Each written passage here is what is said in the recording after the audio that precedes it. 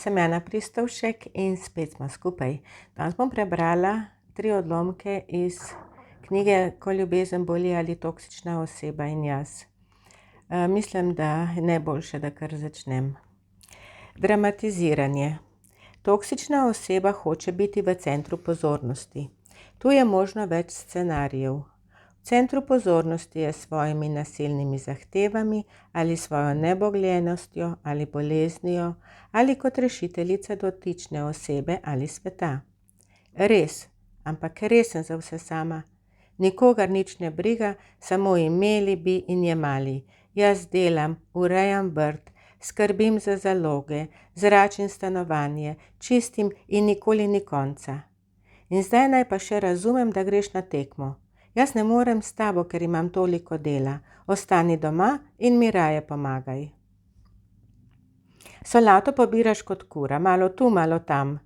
1000-krat sem ti že rekel, da se pobira po vrsti. Vidiš plevel, pa greš mimo, madam. A bi ti krona z glave padla, če bi ga pobrala? Lena si in nikakor se nočeš spremeniti. Če misliš, da je kuhanje in pranje dovolj, se presneto motiš. A ti res ne razumeš, da je po tuširanju treba pobrisati steklo kabine? Kolikokrat naj ti moram še povedati? Nalašč to delaš, samo da me jeziš. Stuširaš se, vzameš čistilo, poškropiš, podrgneš, spereš, pobrišeš. A si tako glup ali tup? S kom sem se jaz poročila, s kom jaz živim? Evo, katere čevlje si danes obul? Iste kot včeraj, pa sem ti rekla, da se čevljev ne obuje vsak dan istih, ampak jih obuješ vsak drugi dan. Ne poslušaš, vseeno ti je, niti mar zate, čisto nič ti ni mar zame. A lahko nehaš iskati radijske postaje, daj nazaj, kot je bilo. V čisto vse se vtakneš. Tistega, kar bi pa res morala narediti, pa ne narediš. Prav zanima me, kaj vse smo pozabili doma. Ta dopust je že na začetku pokvarjen. Enostavno ne daš miru, skozi nekaj hočeš. Minilo me je. Najraje bi peljal domov in bova doma. S tabo se res nikamor ne da iti. A si preverila hladilnik? Si sigurna, da ni mleko ostalo v njem? Kaj, nič kaj potem. Mleko se pokvari in lahko usmradi ves hladilnik. Ne zanima me, če gremo za en teden. Mleko ne sme ostati v hladilniku. 1000-krat sem ti že povedal. Utihni, ker te ne morem več poslušati. Vse me boli in za vse sem sama, nihče ne razume. Ne vem, kako si lahko tako utrujena od službe. Ali je res tako težko vsak dan poklicati in vprašati, kako sem? Ko si bila otrok, si imela vse. Zdaj mi tako vračaš. Nenehni izbruhi, obtoževanje, jamranje, obsojanje, jadikovanje, neskončne razprave, monologi, zaničevanje, oponašanje, zahteve, hočem. Hočem, da delaš tako in tako. Hočem, da se ne spreminjaš. Hočem, da se spremeniš. Hočem, da si z mano. Hočem, da mi daš mir. Hočem, da mi pomagaš. Hočem, da govoriš. Hočem, da si tiho. Hočem, da me ljubiš. Hočem otroka. Hočem družino. Hočem pozornost. Hočem je drama, ki škoduje. Približno na ta način je napisan prvi del knjige, s primeri, z razlago, in zdaj bi šla na drugo poglavje knjige, kjer pa opisujem, kaj je v nas takšnega, da ostajamo v toksičnem odnosu, da vedno znova potrpimo in da vedno znova najdemo razloge zanj ali zanjo in krivdo v sebi. Zdaj bom prebrala o pridni punčki. Zahodni svet nudi posamezniku pravice in svoboščine, ki mu jih nihče ne sme vzeti. S pravicami in svoboščinami pridejo tudi dolžnosti in odgovornosti. V mikrookolju lahko kaj hitro nastaneta 2 tabora. V enem so pravice in svoboščine in v drugem dolžnosti in odgovornosti. Ker sem dobra in razumevajoča in empatična in nisem egoistična in so mi pomembni drugi ljudje, dam prednost njim. Pomembno je, kako se počutijo, predvsem pa jih ne smem prizadeti. Meni tako ostane drug tabor, tabor dolžnosti in odgovornosti. Pridna punčka ne bo rekla ne, ampak da in bo naredila. Moram se dokazati, ne smem razočarati. Sram me bo, če ne bom zmogla. Moram pomagati. Ne smem jih pustiti na cedilu, moram zdržati, moram poskrbeti. V zemljo se bom greznila, če se zmotim. Moram ustreči, umrla bom, če me ne bodo marali. Moram ubogati, moram biti tiho, moram se bolj potruditi, moram biti hvaležna. In tako naprej. Misli in glasov v glavi ne zmanjka. Sodnikov, preganjavcev in kritikov tudi ne. Strah, dvom vase, krivda. Kriva sem, neumna sem, nevredna sem, nesposobna sem. Oprosti, bom tiho. Oprosti, se bom bolj potrudila. Oprosti, seveda sem krivična. Oprosti, seveda sem neumna. Oprosti, seveda sem nesposobna. Oprosti, seveda sem nevredna. Imaš prav, najslabša sem. Pridno punčko so zdresirali toksični starši. Pričakujejo, da bo pridna tudi v odrasli dobi. Ker je tako prav in ker je dolžna poskrbeti, da se imajo dobro, da imajo družbo in da je tako, kot si v danem trenutku želijo. Pridna, čuteča, vedno na voljo, obzirna, skrbna, sočutna, dobrosrčna, previdna, taktna, premišljena, nezahtevna, zaskrbljena, ustrežljiva, vljudna, poštena, iskrena, skromna, skrbno usmerjena v druge ljudi, so pričakovanja okolice. Utrujena je in naporno je. Rada bi se razbremenila, a okrog nje je vedno kdo, ki jo rabi. Zelo, zelo malo časa ima zase in še takrat ima slabo vest. Neprijetno ji je, če se počuti bolje od ostalih, ne zasluži si, ni pošteno do drugih. Marsikdo ne more na morje, ona lahko. Krivda, ki jo občuti, ji ne dovoli, da bi se sprostila in razbremenila. Na dopustu zato gara ali pa se zgodi nekaj, da ni tako v redu, da se krivda malo umiri. Ko gre v hribe, čuti krivdo, ker uživa v hoji in razgledu. Potem pove, da ni bilo tako zelo lepo, ker nima pravice se imeti lepo, če je nekdo drug doma. Če pa je poleg tega še nesrečen, je kriva še toliko bolj. V njej je prepričanje, da si mora zaslužiti. V nezavednem teče proces. Zasluži si, ne zasluži si. Rezultat je, ne zasluži si. To jo jezi in hkrati upogne. Jezna je, ker ve, da bi si lahko privoščila. Jezna je, ker ve, da ne zna reči ne. Jezna je, ker se počuti slabo, če reče ne. Jezna je, ker se počuti slabo, če reče da. In hkrati nemočna. Razum ji govori eno, čuti drugo. Razpeta je med biti pridna in samosvoja.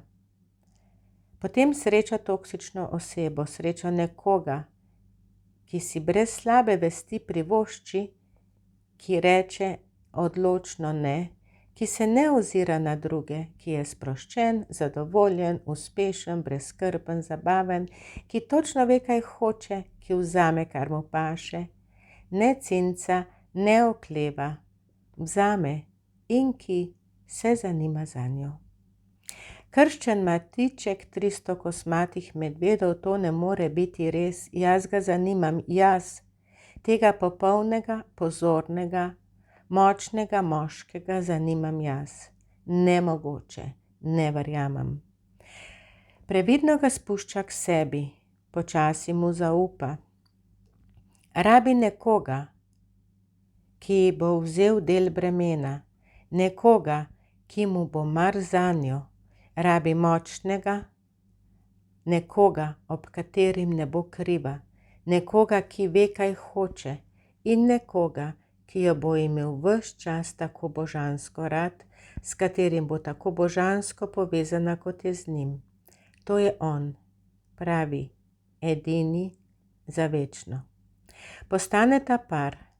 Morda je ona v vezi z njim, on pa ne, a ona o tem nič ne ve, ker ji zagotavlja z besedami. Morda so v vezi trije, to določi toksična oseba. Tako bo, kot bom rekel, in nič drugače. Ona se trudi, vlaga v odnos, ljubi za oba in ves čas tehta, ali je kriva. Kriva, da ni več tako lepo, kot je bilo.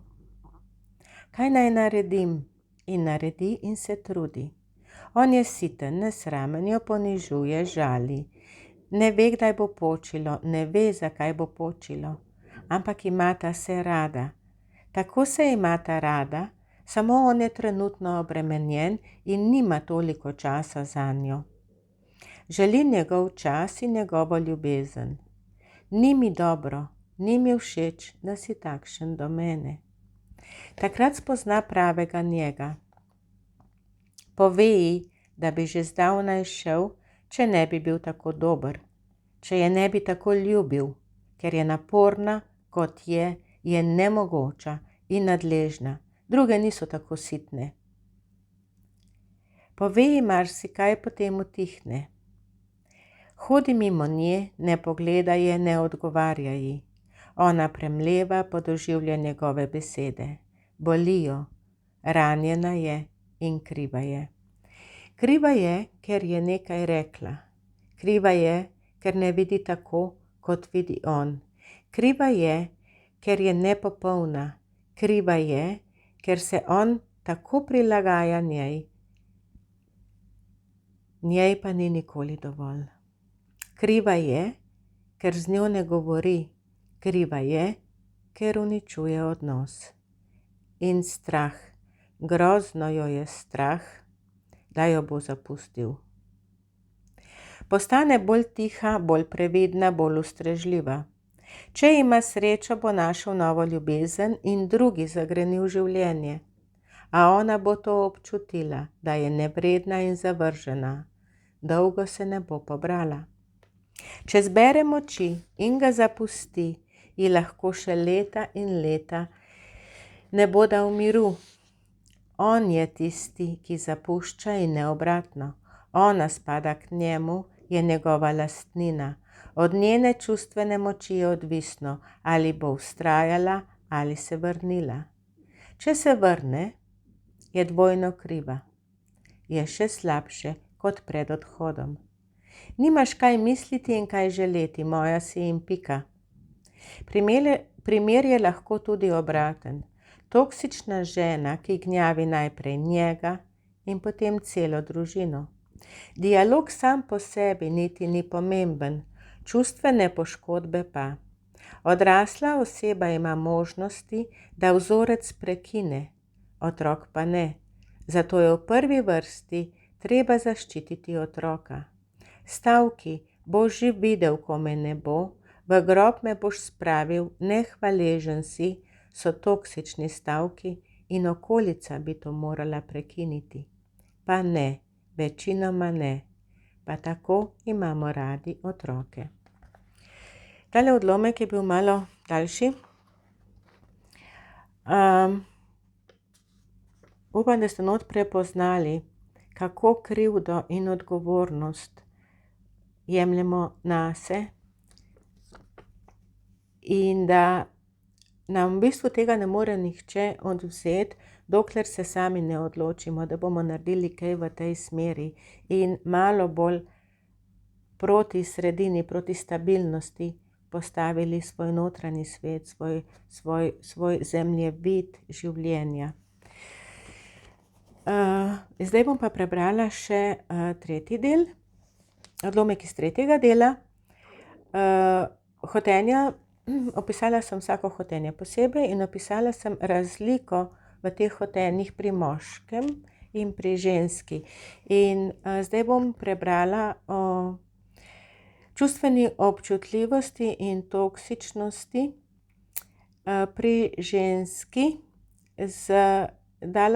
Poimenovala sem te različne ženske in moške, zato da si lažje zapomnimo in predstavljamo. Ženska mati. Čustveno občutljivi ženski družina pomeni vse. Družina je sveta, z družino želi nadomestiti primanjkljaj, redko jasno opredeljen konflikt s hladnima staršema. Morda sta starša navzven celo delovala skrbno in ljubeče, a je bil med njima razkol. Mati in oče je nista nikoli dobro sprejela. Morda sta starša v sebi celo začutila nemoč sprejeti svojo hči, a nista ničesar v tej smeri naredila. Hči je čutila, da jima je odveč, da ju spravlja v slabo voljo, da nista zadovoljna z njo. Slabo vest sta morda poskušala nadomestiti na drug način, z uslugami, darili, igračami, izleti, oblekami in ne s čustveno sprejetostjo. Sporočata ji, da naj bo tu, da je to dovolj, in s tem oblikujeta njeno občutje varnosti. Bojim se. Ne more se varno navezati. Globoko v njej je osnovni preživetveni strah, ki se lahko razširi v grozavost. Odrasla ženska zato išče varnost in pripadnost. Hoče družino, ki je ni imela v otroštvu. Rabi gnezdo, rabi zatočišče, rabi varnost. Vse sile usmeri v to, da to dobi, in potem to brani in se tega oklepa. Preokupirano se naveže na družinske člane. Strah ne izgine, postane še večji. Zdaj imam in zdaj lahko izgubim. Cena ni važna, samo da ne pride do razpada. Sebe postavi na stranski tir. V dobri veri, da je dobro za družino, gara od jutra do večera, kuha, pospravlja, skrbi, se odreka, samo da bodo družinski člani srečni in zadovoljni. Je rešiteljica in služkinja. Ker ji primanjkuje občutja varnosti, ustvari prepričanja o pridnosti. To je njena vrednost, edina vrednost. Rabi jo. Prezira ženske, ki lahko živijo brez otrok, hkrati pa jim v nezavednem zavida. Zavida jim občutje, da so kljub temu dovolj dobre in dovolj varne. Slabša samopodoba ji preprečuje, da bi začutila, da jo imajo družinski člani radi takšno, kot je.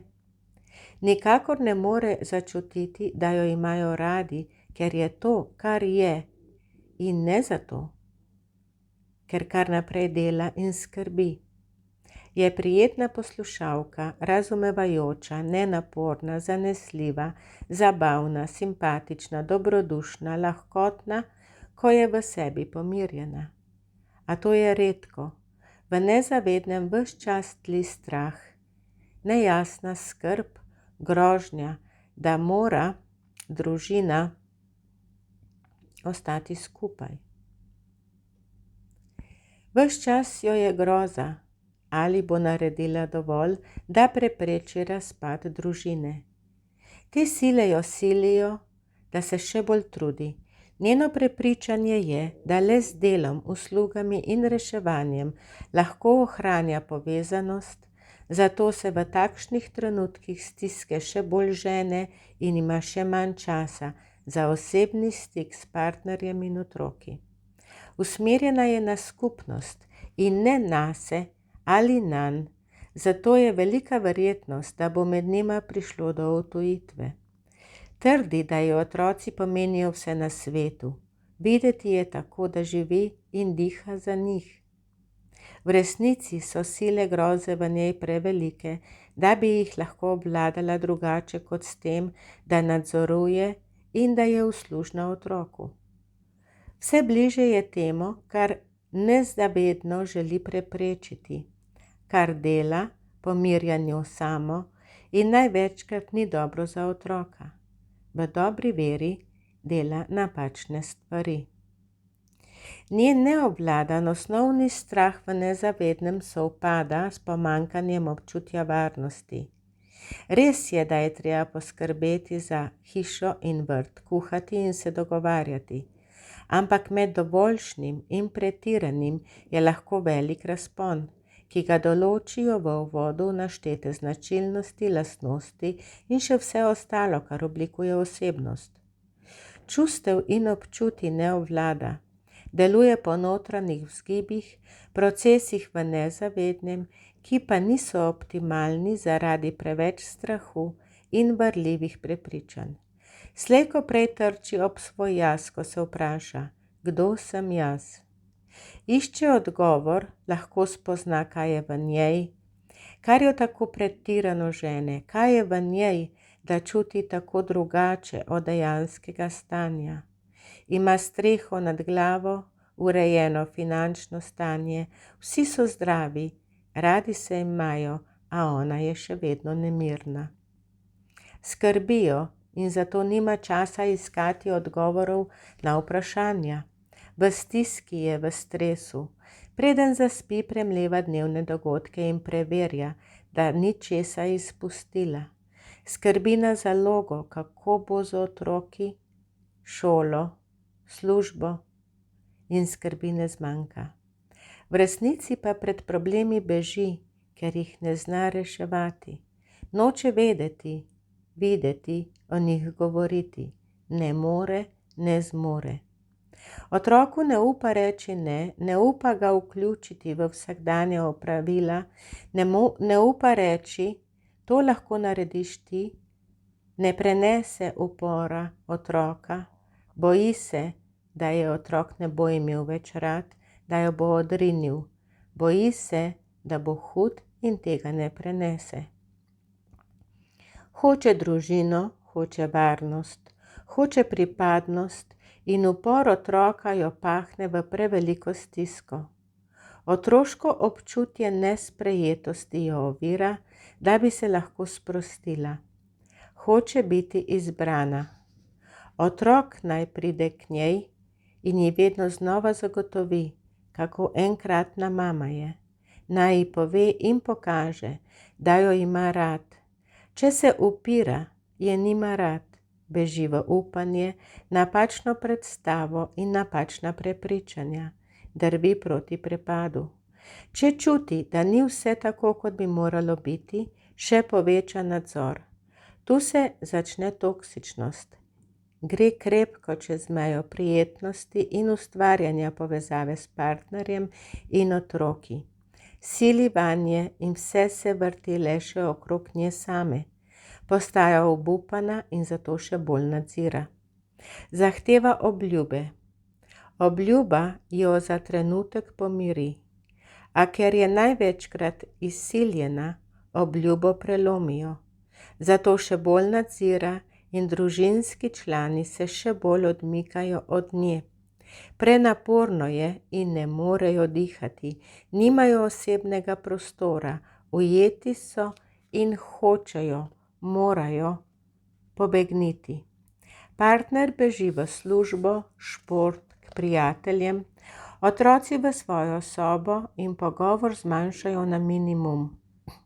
Sili v njih, jih rešuje, čeprav bi jim to morala pustiti. Tako močno jo skrbi za vse, da tega nima več pod nadzorom. Ko dramska vloga rešiteljice ne deluje, jo zamenja z dramsko vlogo žrtve.